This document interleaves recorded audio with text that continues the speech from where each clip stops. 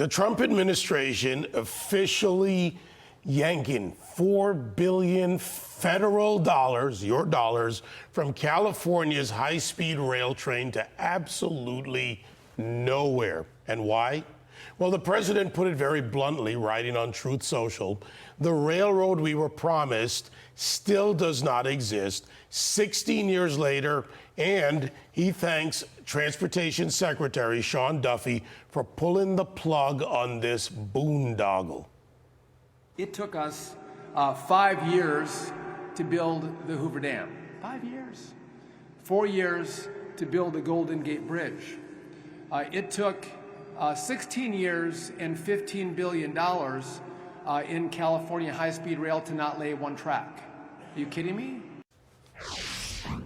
And the pompadour of pomposity himself, Governor Newsom, already vowing to fight this, claiming the administration's move is, quote, handing China the future. All this has done, you dope, is hand the taxpayers a giant bill. A projected $135 billion price tag on a project that the first leg of it isn't even expected to be finished for another, until 2033. Costs that have exploded from the initial estimate of just $33 billion. Joining us now, Unleash Prosperity Senior Fellow Wendell Cox, who's been calling out this boondoggle for years. Wendell, great to see you. So we're still like 8 years away from the first leg being finished. And that's from Merced to Bakersfield, California, and there's no need for a high-speed train in that area. But with this pulling this funding, does it effectively end construction of this railroad to nowhere? It's hard to say. There have been some claims by the High-Speed Rail Authority that it will end it. The bigger problem is in the long run. If you think the cost escalation has been bad up to this time, wait till it goes further. If they can figure out a way to get to move towards San Francisco into L.A. over the San Gabriel Mountains, the additional costs that have been incurred for this train on flat land, that's how we got to $135 billion. We've got the San Gabriel Mountains. We're going to tunnel through them, something like 40 miles. The big problem in the long run is that these costs are going to go up, which is just beginning at this point.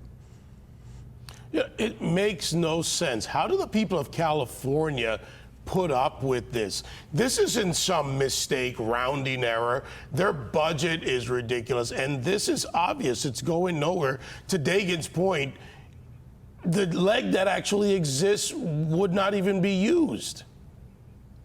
Well, that's exactly right. I mean, in fact, the High-Speed Rail Authority's own peer review committee, which was mandated by state law, basically said there's no point in building Bakersfield to Merced unless you're going to finish Merced to San Francisco and Bakersfield to Los Angeles. And let me tell you, I don't know where the money's coming from. I hope the taxpayers of California are prepared, because there's clear that no one outside the state of California wants to pay for this boondoggle. I want to get your reaction to what I call him the pompadour of pomposity, Governor Newsom, said about we're handing our future to communist China. We're just giving in.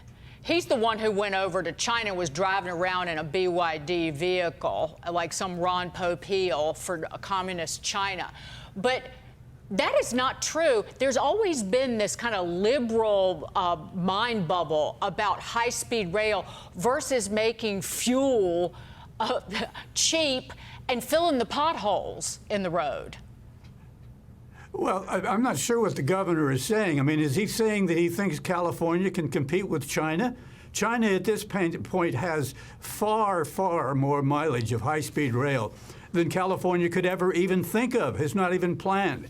But it's typical. Unfortunately, a lot of our public officials really don't understand these issues, and this is just a very expensive, wasteful project that serves no purpose that isn't already served by the existing transportation system. Boom. Wendell Cox, you keep on this, you keep writing about it. I have your recent executive summary and all the articles over the years that you've written in the Wall Street Journal. Love what you do, sir. Wendell Cox. Thank you. Thank you, Wendell.